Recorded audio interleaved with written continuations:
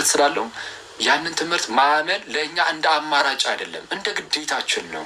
እንደ ግዴታችን ነው። ስለ እግዚአብሔር ማወቅ፣ ስለ ጌታችን ኢየሱስ ማወቅ፣ ስለ ወንጌል ማወቅ፣ ስለ ማለትም ኢየሱስ እርሱ ክርስቶስ እንደሆነ መሲህ እንደሆነ ስለ ሁላችን መሞቱን መነሳቱን ይሄ ሁሉ ደግሞ ስለ እኛ እንደሆነ በዛ ውስጥ ደግሞ እኛ እንዴት እንደምንድን ይህን ሁሉ ማወቅ አለብን ግዴታ።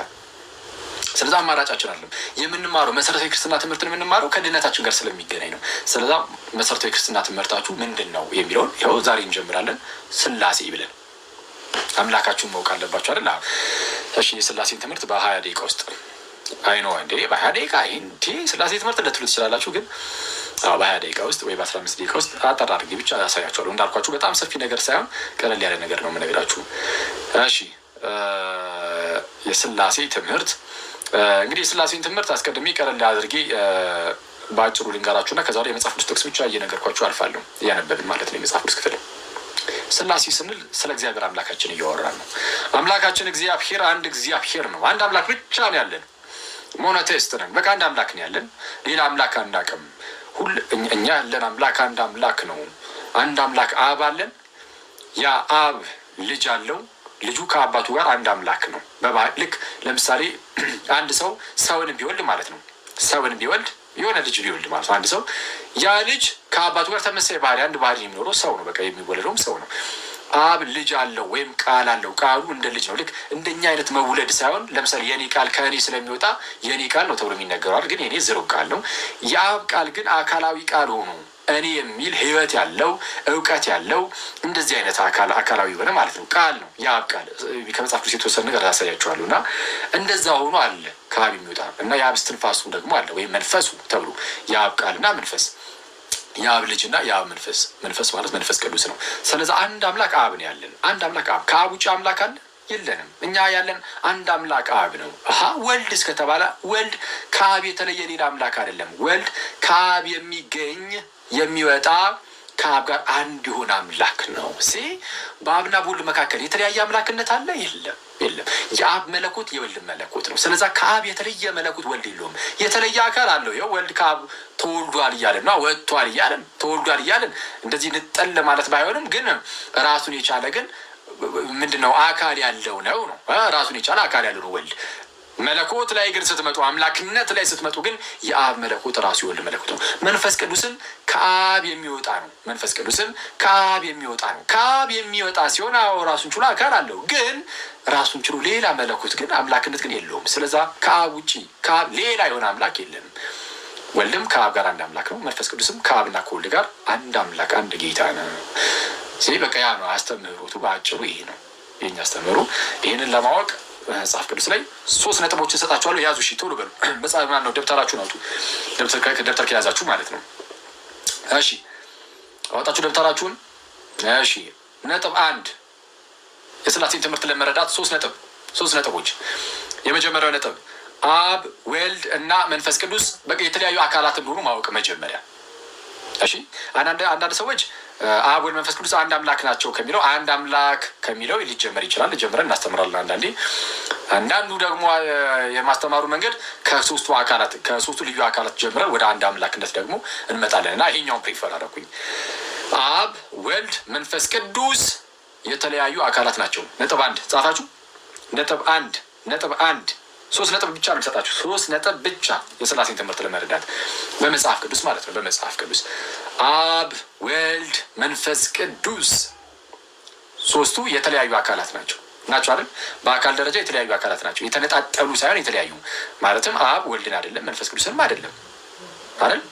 ወልድም አብንም መንፈስ ቅዱስንም አይደለም፣ መንፈስ ቅዱስንም አብንም ወልድንም አይደለም። በቃ አብ እንጂ ወልድና መንፈስ ቅዱስ አይደለም።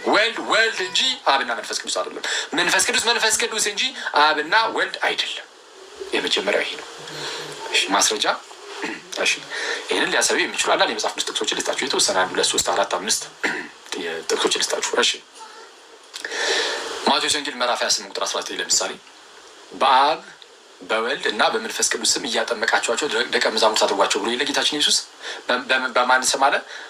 በአብ እና በወልድ እና በመንፈስ ቅዱስ። ትክክለኛ አጻጻፍ ልክ እንደዛ ነው። ባይዜ በአማርኛው መጽሐፋችን ላይ በአብ በወልድ እና በመንፈስ ቅዱስ ስም ይላል። በአብ በወልድ እና በመንፈስ ቅዱስ ይላል። ትክክለኛ አጻጻፍ በአብ እና በወልድ እና በመንፈስ ቅዱስ። እሺ ስለዚህ አብ ወልድ መንፈስ ቅዱስን ለያይቶ እንደዚህ ያስቀምጥና የሶስቱን ግን አንድነት ደግሞ ሲያስቀምጥ ስም ይላል። ስሞች ሳይሆን ስም። ቅዱስ አትናቴዎስ ሐዋርያዊ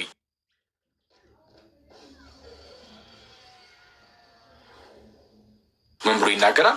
አብ ወልድ መንፈስ ቅዱስ ካለ በኋላ ለያይቶ ከተናገረ በኋላ ስም ማለቱ የሶስቱን አካላት አንድነት የሚያሳይ ነው፣ የስልጣን አንድነታቸውን የሚያሳይ ነው ይላል። ለማንኛውም ቢያንስ ግን እዚህ ላይ ግን እንድታየው የምፈልገው ለጊዜው ምንድን ነው?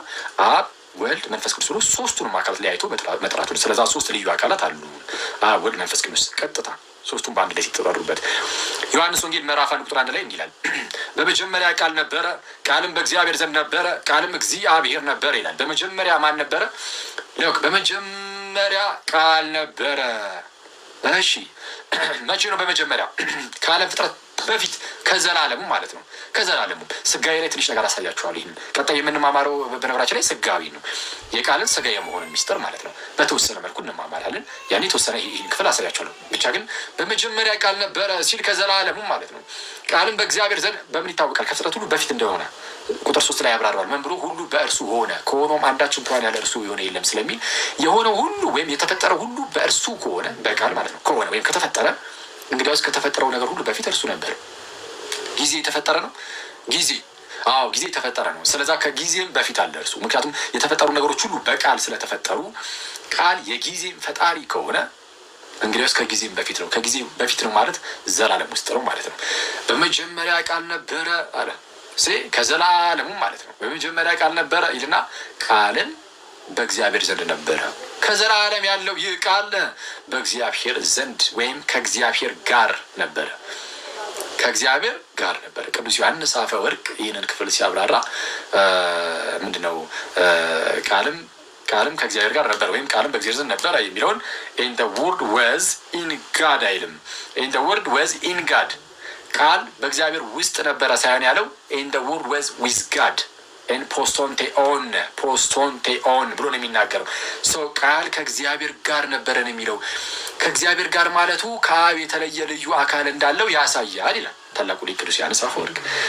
ቃል ከእግዚአብሔር ጋር ነበረ፣ በእግዚአብሔር ዘንድ ነበረ ተብሎ ተነገረለትና ያንን ቃል ደግሞ ማለት ነው ዝም ብሎ ዝሩ ቃል ብቻ ዝም ብሎ የሚናገረው ኖርማል ቃል ብቻ ነው ብላችሁ እንዳታስቡ፣ እንኳን እንደዚህ አይነት ቃል ብላችሁ እንዳታስቡ። ያንን ቃል ቀጠል አድርጎ ምን ቢለው ጥሩ ነው መጽሐፍ? እግዚአብሔር አለው። ቃልም እግዚአብሔር ነበረ። እንዴ ዝም ብሎ የሚነገር አሁን አንተ እኔ የምናገረው ቃል ለምሳሌ ለምሳሌ አልኩኝ አይደል? ለምሳሌ የምትውላሷ ሰው ነች አይደለም። የእግዚአብሔር ቃል ግን እግዚአብሔር ተብሎ ተጠራ። ስለዚህ ዝም ብሎ ንግግር አይደለም፣ አካላዊ የሆነ እውቀት ያለው ማንነት ያለው አይነት ቃል ነው። ስለዛ ምንድነው ከዘላለም ያለ ነው። ፕላስ ደግሞ ከእግዚአብሔር ጋር ነበረ በማለቱ እግዚአብሔር አለ አብን ነው።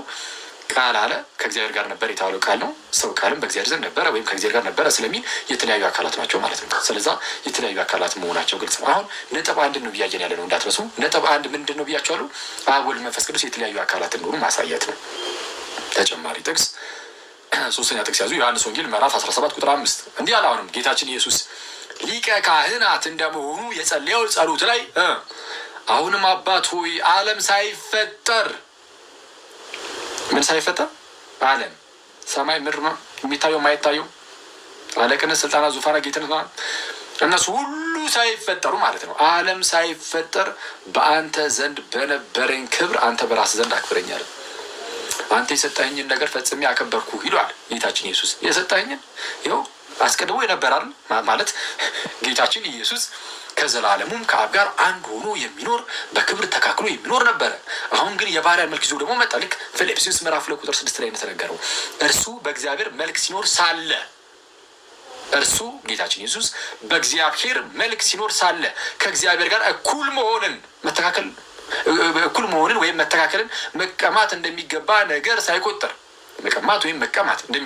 ሳይቆጥር የባሪያን መልክ ደግሞ ያዘ። የማንን? የባሪያን መልክ ያዘ። የአብርሃምን ዘር ያዘ እንደሚባለው ማለት ነው። በምስሉም እንደ ሰው ተገኝቶ ራሱን አዋረደ፣ ይኸውም ለመስቀል ሞት እንኳ የታዘዘ ሆነ። ራሱን ባዶ አደረገ እየተባለ እንደተነገረ ማለት ነው። ስለዚህ አሁን የሰጠኸኝን ነገር ፈጽሜ አከበርኩህ፣ ያዘዝከኝን ነገር ፈጽሜ አከበርኩህ አለው። ስለዛ ምንድነው አባት ልጅን ላከ። ልጅ በፈቃዱ ወልድም በፈቃዱ ማለት ነው መጣና መደረግ ያለበትን ለዓለም ድህነት የሚሆነውን ነገር ሁሉ አደረገ፣ ፈጸመ፣ አብን አከበረ። ግን ቀጠል አደረገና ግን ጌታችን ምን አለው? ጌታችን ኢየሱስ ምን አለ? አሁንም አባት ሆይ ዓለም ሳይፈጠር በአንተ ዘንድ በነበረኝ ክብር ቃልም በእግዚአብሔር ዘንድ ነበረ አልነበረ ያሉ ቅድም ቃልም በእግዚአብሔር ዘንድ ነበረ። አሁን ደግሞ በአንተ ዘንድ በነበረኝ ክብር አንተ በራስ ዘንድ አክብረኛል። ስለዛ አባትና ልጅ የተለያዩ አካላት እንደሆኑ ግልጽ ነው። ዮሐንስ ወንጌል ምዕራፍ 14 ቁጥር 16 ላይ ስለ መንፈስ ቅዱስ ደግሞ እንዲህ ተባለ። አብና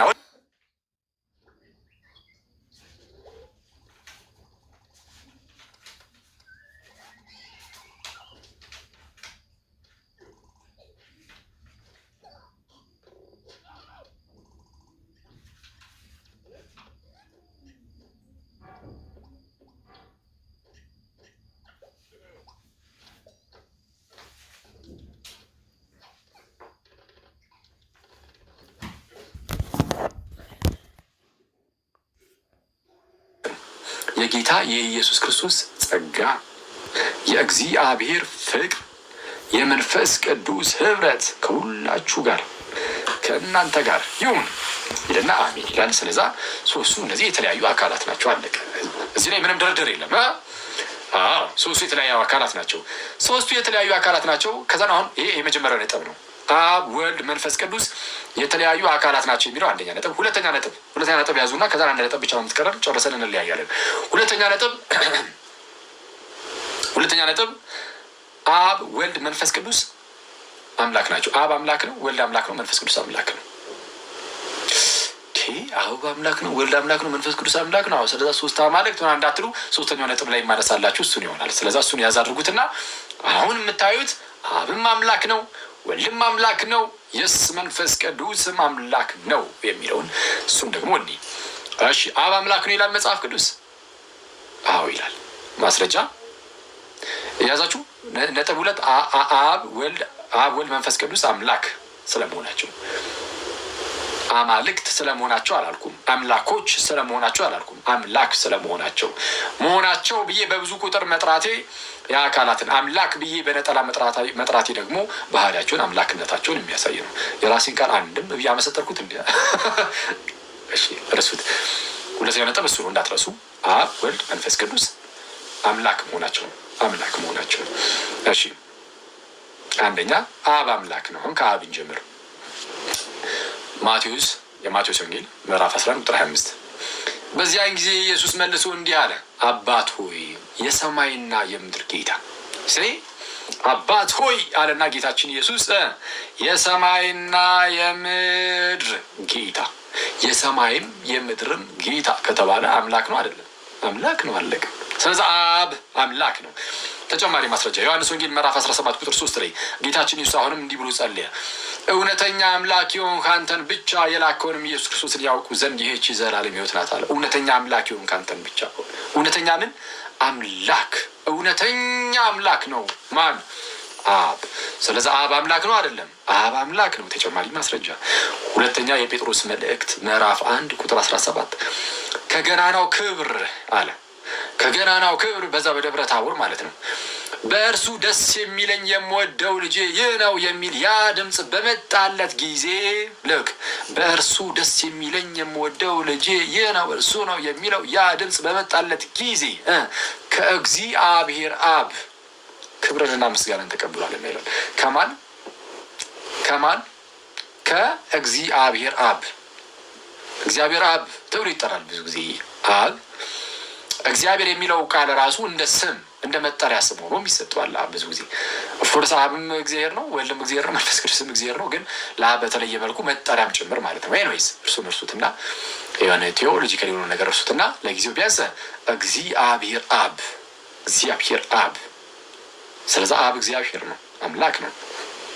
የመጨረሻ አንድ ጥቅስ ጌታችን ኢየሱስ ዮሐንስ ወንጌል ምዕራፍ 3 ቁጥር 16 ላይ እንዲህ አለ፣ እግዚአብሔር አንድያ ልጁን እስኪሰጥ ድረስ ዓለምን እንዲሁ ወዶታል አለ። አንድያ ልጁን እስኪሰጥ ዓለምን እንዲሁ ወዶታል። አንድያ ልጁን ማን? አንድያ ልጁን ካለ አብን ነው። ምክንያቱም አንድያ ልጁን አባት ማለት ነው። አብ ማለት አባት ነው። እሱን ሲጠራው ግን ማን ብሎ ጠራው? እግዚአብሔር አምላክ አምላክ ብሎ ጠራው። ስለዛ አብ እግዚአብሔር ነው።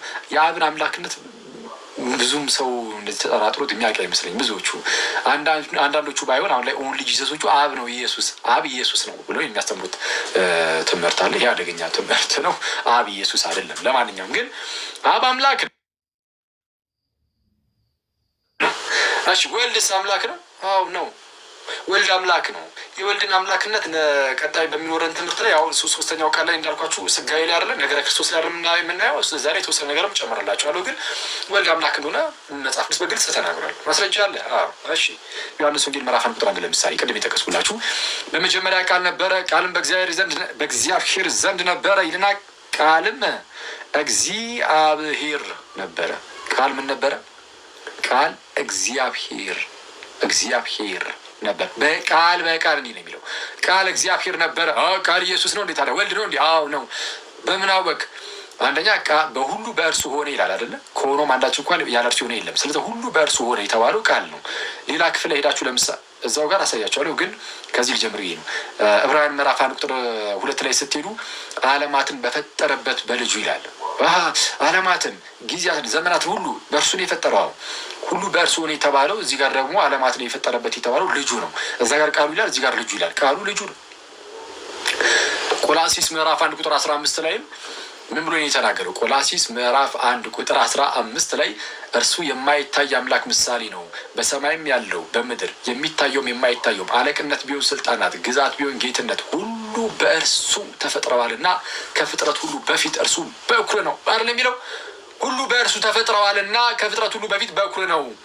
ሁሉ በእርሱ የተፈጠረው በሰማይም ያለው በምድርም ያለው የሚታየውም የማይታየውም አለቅነት ቢሆን ስልጣናት፣ ግዛት ቢሆን ጌትነት ሁሉ የተፈጠረው በበኩሩ ነው። በተወለደው ከፍጥረት ሁሉ በፊት በኩር ነው ተባለ። ከፍጥረት ሁሉ በፊት በተወለደው በእርሱ የተፈጠረው። ስለዚህ ቃል የተባለው እዛ ጋር ወልድ ነው፣ በኩሩ ነው። በኩሩን ወደ ዓለም ሲያገባ የእግዚአብሔር መላእክት ሁሉ ለእርሱ ይስገዱ ይላል ተብሎ እንደተነገረ በዕብራውያን ምዕራፍ 1 ቁጥር 5 ጀምሮ ሰው በመጀመሪያ ቃል ነበር የተባለው ወልድ ነው።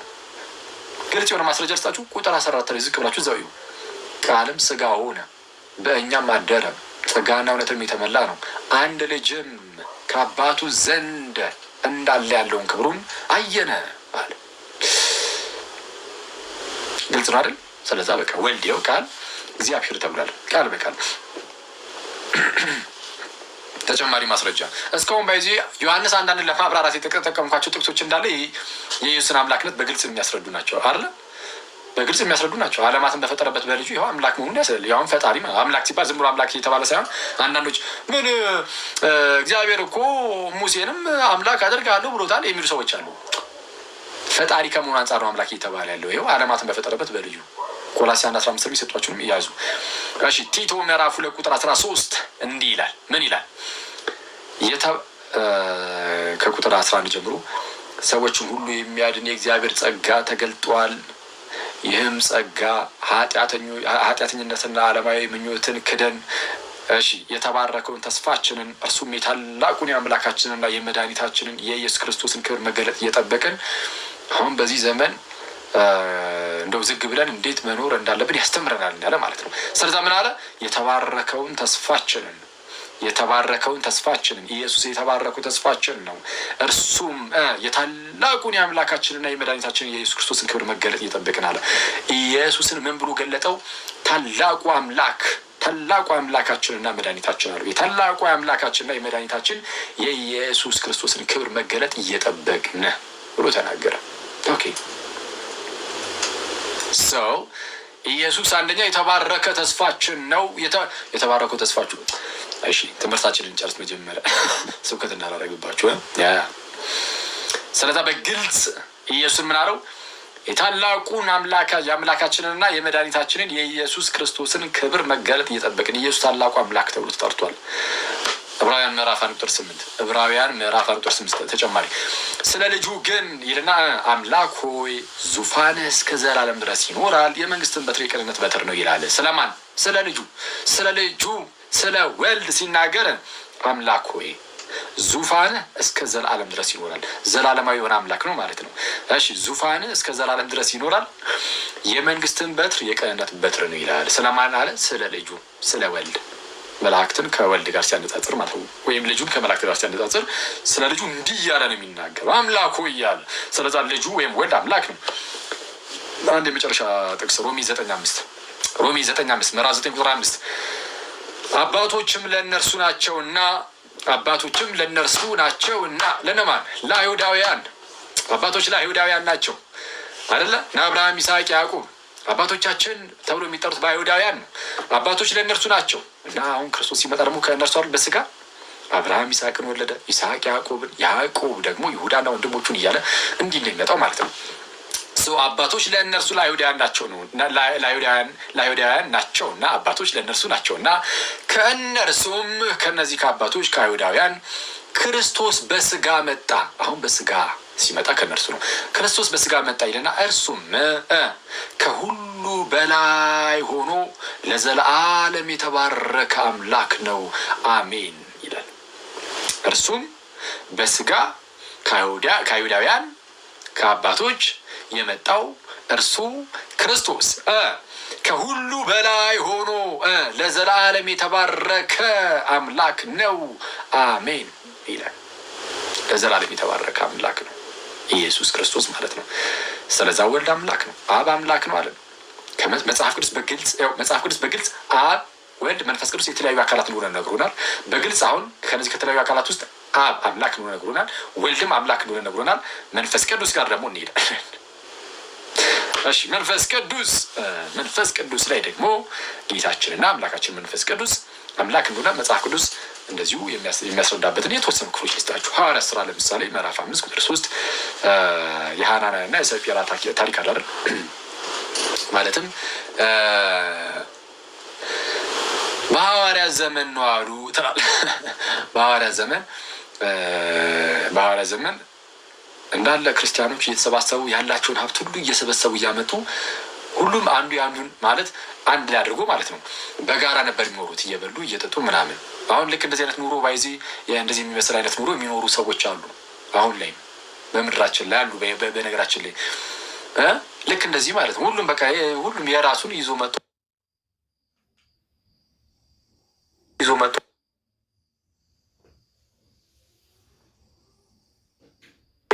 በቃ አንድ ላይ ልክ አለ እንደዚህ አይነት አኗኗር። አሁንም ልሂድ እንዳትሉ እንጂ ችግሩ ቪዛ ማን ይመጣላችኋል እንጂ አይዊሽ ቪዛ ብታገኙና ሄዳችሁ ብታዩ ጥሩ ነበረ። የቡራዩ ቪዛ ካገኛችሁ ቡራዩ ነው እንደዛ የሚኖረው ትላለ። ቡራዩ አካባቢ አለ ባይዚ ቡራዩ አይደለም ግን ሰፈሩ እዛው ቡራዩ ነው።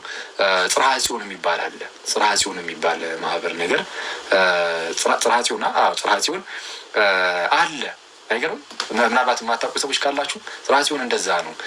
ያን ሐዋርያቱ ይኖሩ እንደነበሩ አይነት ኑሮ የሚኖሩ ሰዎች ናቸው እዛ ያሉትና ጎብኟቸው። በነገራችን ላይ ጎብኟቸው። ምናምን ማገዝ ያለባቸው ነገሮች ካሉ የምትችሉት ነገር ካለ ምናምን የምትችሉ ሰዎች ማግዟቸው። እሺ። እና እንደዛ በሚኖሩበት ሰዓት ያኔ ሐዋርያቱ እና ክርስቲያኖች እንደዛ በሚኖሩበት ጊዜ አንድ የሆኑ ባልና ሚስት ሸጡና መሬታቸውን ከዛ በኋላ ምንድነው ሰርቆ አስቀሩ። ማለት የራሳቸውን አይ ነው ግን እንደዚህ አይነት ውል ውስጥ ከገቡ በኋላ ማለት የሆነ በግልጽ ወይ እንደመናገር ደብቀው ሸፋፍነው አስቀርተው ጥቂት ብቻ አምጥተው በሐዋርያት እግር ስር አስቀመጡ። እና ያኔ ቅዱስ ጴጥሮስ ተናገረው። ምን ብሎ ተናገረው? መንፈስ ቅዱስን ታታለልና ከመሬቱ ሽያጭ ታስቀር ዘንድ ሰይጣን በልብስ ስለምን መላ? ማንን ታታልልና? መንፈስ ቅዱስን ታታልልና ከመሬቱ ሽያጭ ታስቀር ዘንድ ሰይጣን በልብስ ስለምን መላ? ያታለለው ማንን ነው የተባለው? ጋይስ መንፈስ ቅዱስን ያታለለው የዋሸው ማን ነው? መንፈስ ቅዱስን። ከዛ ምን አለ እዛው ጋር እግዚአብሔርን እንጂ ሰውን አላታለልክም አልዋሸህም አለው። መንፈስ ቅዱስን አታለልክ አለውና መንፈስ ቅዱስ ሰው አይደለም እግዚአብሔር ነው። መንፈስ ቅዱስ እግዚአብሔር እንጂ ሰው አይደለም እኮ ነው። መንፈስ ቅዱስን ታታልልና ከመሬቱ ሽያጭ ታስቀር ዘንድ ሰይጣን ስለምን በልብህ መላ ይለውና እግዚአብሔርን እንጂ ሰውን አልዋሸህም አለው። የዛኑ ሰዓት ሞተ እና ቆንጂትን መጣች ሚስትየዋ እና ባላወቀ ሙድ የለም የሆነ ውሸቷን ይዛ ለክሰስ መጣ። እሷንም እዛው ገደላት መንፈስ ቅዱስ። እና በጣም አደገኛ ነው አይደል? እንደዚህ አይነት እንዲህ የፈጠረ እንደዚህ አይነት እርምጃ በአዲስ ኪዳን ልትሉ ትችላላችሁ። እና ሳይሆን ምንድን ነው መንፈስ ቅዱስ የማይታይ ነው። እና ሰዎች ገና ለገና መንፈስ ቅዱስ አይታየም ተባለና ማለት ወይ ልክ እንደ ጌታችን በስጋ ተገልጦ እንደዛ አልተባለም ምናምን የሚለው ታይቶ ብቻ ወይም ደግሞ ልክ እንደ አብ በስፋት አልተነገረም ተብሎ ቀለል አድርገው እንዳያዩት ቀጥታ መንፈስ ቅዱስ ምስክርነቱን ሲሰጥም ጭምር ነው በአደገኛ ቅጣት። ልክ ቅዱስ ቁርባን ላይ እንዳደረጉ ቅዱስ ቁርባን እውነተኛ እንደሆነ ሲያሳይ የሚያቃልሉትን እንደገደላቸው በጣም ብዙ ህዝቦችን እግዚአብሔር ገደለ፣ ቅዱስ ቁርባን ያናናቁትን ሰዎችን። ልክ እንደዚህ ሁሉ መንፈስ ቅዱስን ያታለሉትን እግዚአብሔር ገደላቸው፣ መንፈስ ቅዱስ ገደላቸው። ስለዛ ምን አለ? እግዚአብሔርን እንጂ ሰውን አልዋሸም። ስለዛ መንፈስ ቅዱስ እግዚአብሔር እንጂ ሰው አይደለም። ያው መንፈስ ቅዱስ እግዚአብሔር ነው፣ አምላክ ነው። አንደኛ ቆሮንቶስ ምዕራፍ 3 ቁጥር 16 ላይ እንዲህ ይላል፣ የእግዚአብሔር ቤተ መቅደስ እንደሆናችሁ ይላል። ልክ የማን ቤተ መቅደስ? ተመልከቱ፣ የእግዚአብሔር ቤተ መቅደስ። የእግዚአብሔር ቤተ መቅደስ ናችሁ። ቤተ መቅደስነታችሁ ለእግዚአብሔር ነው ማለት በእናንተ የሚያድረው እግዚአብሔር ነው ማለት ነው። ሰው አይደለም፣ በእናንተ እግዚአብሔር ነው የሚያድረው። የእግዚአብሔር ቤተ መቅደስ እንደሆናችሁ ይልና የእግዚአብሔር መንፈስ እንዲኖርባችሁ አታውቁምን ይላል። የእግዚአብሔር መንፈስ ይኖርባችኋል፣ ምክንያቱም የእግዚአብሔር ቤተ መቅደስ ናችሁ አለ። ከአንዴ መንፈስ ቅዱስ ይኖርባችኋል፣ የእግዚአብሔር መንፈስ ይኖርባችኋል። የእግዚአብሔር መንፈስ ይኖርባችኋል። ለምን? የእግዚአብሔር ቤተ መቅደስ ስለሆናችሁ። የእግዚአብሔር ቤተ መቅደስ ስለሆናችሁ የእግዚአብሔር መንፈስ በእናንተ ይኖራል ማለት በእናንተ የሚኖረው እግዚአብሔር ነውና የእግዚአብሔር መንፈስን ከእግዚአብሔር ጋር ምንድነው ኢንተርቼንጀብሊ ሲጠቀመው ማለት ነው። እግዚአብሔር የሚለውን የእግዚአብሔር መንፈስ ከሚለው ጋር እያጣመረ ምንድነው ኢንተርቼንጀብሊ አንዱ በአንዱ እያቀያየረ ሲናገር እናየዋለን። የእግዚአብሔር መንፈስ እግዚአብሔር ስለሆነ ማለት ነው። ለዛ ነው በጣም በግልጽ አንደኛ ቆሮንቶስ እዛው 6 ምዕራፍ ቁጥር 20 ላይ ምን ይላል? ወይስ ስጋችሁ ከእግዚአብሔር የተቀበላችሁት በእናንተ የሚኖረው የመንፈስ ቅዱስ ቤተ መቅደስ እንደሆነ አታውቁም? ምን ይላል?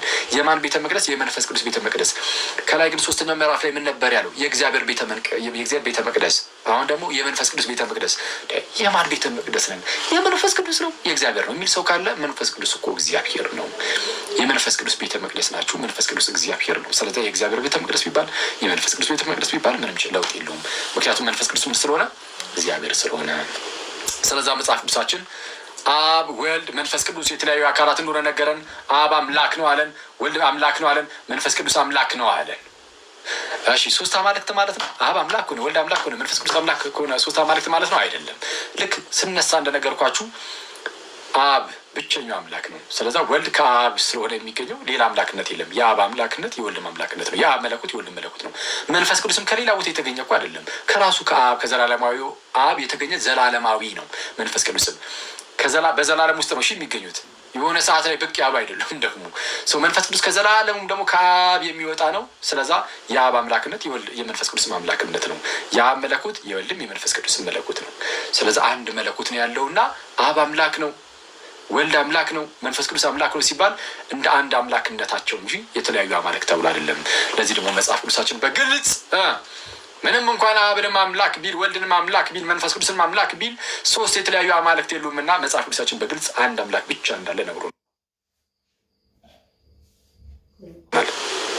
3ኛው የምታመጡት ነጥብ ይሄ ነው። ኧረ እንዳልበርባችሁ ጋይስ የምር የሆነ ክንፋ በቀለ ከማስተማሩ የተነሳ ብሎ ሙድ እንዳይያዝብኝ። እሺ ስቀልድ ነው። እሺ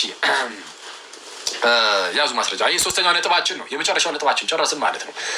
2 ነጥብ አይተናል። አብ፣ ወልድ፣ መንፈስ ቅዱስ 3ቱ የተለያዩ አካላት እንደሆኑ አየን። የመጀመሪያው ነጥብ። 2ኛው ነጥብስ አብ አምላክ፣ ወልድ አምላክ፣ መንፈስ ቅዱስ አምላክ እንደሆነ ተመለከትን። 2ኛው ነጥብ ማለት ነው። 3ኛው የመጨረሻው ነጥብ ደግሞ አብ፣ ወልድ፣ መንፈስ ቅዱስ 3 አንድ አምላክ ብቻ። ማስረጃ የተወሰነ ብቻ ማስረጃ ልስጣችሁ። 1 2 3 4 5 ማስረጃ ማለት ነው። ዘጸአት ምዕራፍ 20 ቁጥር 3 ለምሳሌ ከ10ቱ ትእዛዛት የመጀመሪያው ትእዛዝ ምን ይላል? ከእኔ በቀር ሌሎች አማልክትን አታምልክ። ከእኔ በቀር ሌሎች አማልክትን አታምልክ አለ ማለት ብቸኛው አምላክ እኔ ነኝ ማለት ነው። ስለዛ ሌላ ተብሎ የሚጠራ አምላክ የለም። ተመልከቱ፣ መንፈስ ቅዱስ ሌላ ተብሎ ተጠርቶ ነበረ። ሌላ ተብሎ ሲጠራ፣ ሌላ አጽናኝ ተብሎ ሲጠራ ከአካል አንጻር ሌላ አካል ተብሎ ይጠራል እንጂ መንፈስ ቅዱስ ሌላ አምላክ ግን ተብሎ አይጠራም። ሌላ አምላክ አይደለም። ከአብና ከወልድ ጋር አንድ ጌታ አንድ አምላክ ነው። ስለዛ ከእኔ በቀር ሌሎች አማልክትን አታምልክ ከእኔ በቀር ብሏልና አንድ አምላክ ነው ያለው። ዘዳግም ምዕራፍ 6 ቁጥር 4 በግልጽ እንዲህ ይላል፣ እስራኤሎች ስማ፣ እስራኤሎች ስማ፣ አምላካችን እግዚአብሔር አንድ እግዚአብሔር ነው። በቃ አምላካችን እግዚአብሔር ስንት እግዚአብሔር ነው? ክርስቲያን ወንድመቶቼ አምላካችን እግዚአብሔር ስንት እግዚአብሔር ነው? ሶስት እግዚአብሔሮች ነው? አይደለም። ሶስት አማልክት ነው? በፍጹም አንድ እግዚአብሔር ነው። አንድ እግዚአብሔር ተብሎ የተጠሩት ግን ሶስት አካላት ግን አሉ። አንድ እግዚአብሔር ተብሎ የሚጠሩ አብ፣ ወልድ፣ መንፈስ ቅዱስ ግን አሉ ነው የምንለው እንጂ ሶስት አማልክት አሉ አንልም። ኢሳያስ ምዕራፍ 44 ቁጥር 6 ላይ እኔ ፊተኛ ነኝ፣ እኔ መኋለኛ ነኝ፣ ከእኔ በቀር ሌላም አምላክ የለም። ሌላ ተብሎ የሚጠራ አምላክ የለም። በቃ ሌላ ብለህ አምላክ አትልም። ሌላ አምላክ አይባልም። ሌላ የሚባል አምላክ ስለሌለ አንድ አምላክ ነው ያለው። አሁንም እዛው ኢሳያስ ምዕራፍ 45 ቁጥር 5 ላይ እኔ እግዚአብሔር ነኝ ከእኔም ሌላ አምላክ የለም። አታውቅም፣ በቃ አታውቅም። ከእኔ በቀር ሌላ አምላክ። ወልድ ከአብ ሌላ አምላክ ይባላል አይባልም? ወልድ ከአብ ሌላ አምላክ አይባልም። መንፈስ ቅዱስ ከአብና ከወልድ ሌላ አምላክ ይባላል? በስመ አብ ከእኛ ይራቅ አይባልም። ወልድ ከአብ ጋር አንድ አምላክ፣ መንፈስ ቅዱስም ከአብና ከወልድ ጋር አንድ አምላክ፣ የተለያዩ አካላት እንጂ የተለያዩ አማልክት አይደሉም። ምክንያቱም በአብም በወልድም በመንፈስ ቅዱስም ያለው መለኮት አንድ መለኮት ነው። የአብ መለኮት እንጂ ሌላ ከአብ የተለየ ሌላ መለኮት የለም። ያዕቆብ ምዕራፍ 2 ቁጥር 19 ላይ ምን ይላል? እግዚአብሔር አንድ እንደሆነ አንተ ታምናለህ፣ መልካም ታደርጋለህ። እሺ ሰይጣንም ደግሞ ያምናል ይንቀጠቀጥማል። እግዚአብሔር ስንት እንደሆነ አንድ እንደሆነ አንተ ታምናለህ፣ መልካም ታደርጋለህ። ሰይጣንም ደግሞ ያምናል። ይሄን ሰይጣን ሳይቀር ማለት ነው። ይንቀጠቀጥማል አለ። ስለዛ አንድ አምላክ ብቻ ነው ያለው። ስለዛ አብ፣ ወልድ፣ መንፈስ ቅዱስ አንድ አምላክ እንጂ ሶስት አማልክት አይደሉም ማለት ነው። ስለዛ በአጭሩ የሥላሴ ትምህርት ይህንን ይመስላል። አብ፣ ወልድ፣ መንፈስ ቅዱስ ሶስቱ የተለያዩ አካላት ናቸው። እነዚህ ሶስቱ የተለያዩ አካላት እያንዳንዳቸው አብም አምላክ ነው፣ ወልድም አምላክ ነው፣ መንፈስ ቅዱስም አምላክ ነው። ግን ሶስት የተለያዩ አማልክት ሳይሆኑ ሶስት አንድ አምላክ ናቸው ማለት ሶስት አካላት አንድ አምላክ ናቸው። ሰው እንደዛ ይበቃናል። ያው ባበላሽሁት ደግሞ እግዚአብሔር አምላክ በልባችሁ ላይ አስተካክሎ ይቅረጽላችሁ።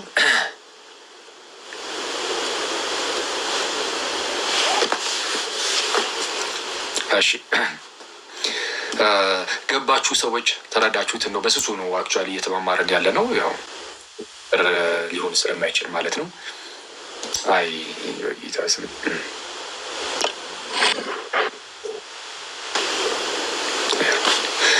እሺ ተረዳችሁት ጋይስ? ሩሃማ ባይዜ አሁን እያዩ ነበረ። ከኛም አልፎ ቆንጂት ማለት ነው እንጂ ሩሃማ የምትባለው ሴትዮ የሆነ ሰዓት ላይ የኔን ትምህርት ስትወጥ ሩሃማ ትችላለች ማለት አልተጀመረም። ኧረ ጸብ አልኩኝ እኔ። አሁን ጸብ ውስጥ ልንገባ ትምህርቱን እያስቀረሽብን ነው ጥብስ። አይ ግን ቴንኪው ጌታ ያክብርልን ምናምን። አይውሽ እንደዚህ ባትቸገሪ ምናምን ከልቤ ነው ክርስቶስ በሚያውቀው ማለት ነው። እንደዚህ ብዙ ሰጡ ምናምን ያው የሚያሳዝን ነገር አለው ባይ ሰው። እሺ እና አሚን አሚን አሚን ሁላችሁም ምናምን ነገር የዚህን ከተማማርን ይብቃን እና አይ ቲንክ እንሰነባበት መሰለኝ። በጊዜ እንለያይ፣ በጊዜ እንተኛ፣ ጥሩ እንቅልፍ እናገኝ። አይመስላችሁም? እኔ ይመስለኛል። ቆይ እስኪ አንዴ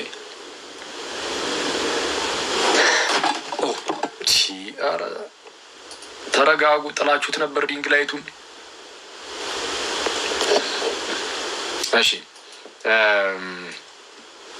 ምን አንድ መዝሙር ትሰማላችሁ? እሺ ልክፈትላችሁ አንድ መዝሙር እና እየሰማን ተኙ። በቃ እየሰማን ምን የሚል መዝሙር ልክፈትላችሁ?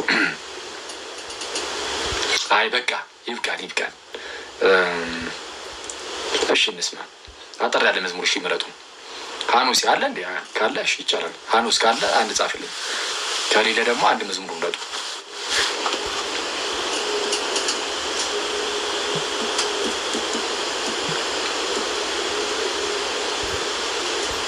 የበገናውኑ ምን እስቲ ምን የሚል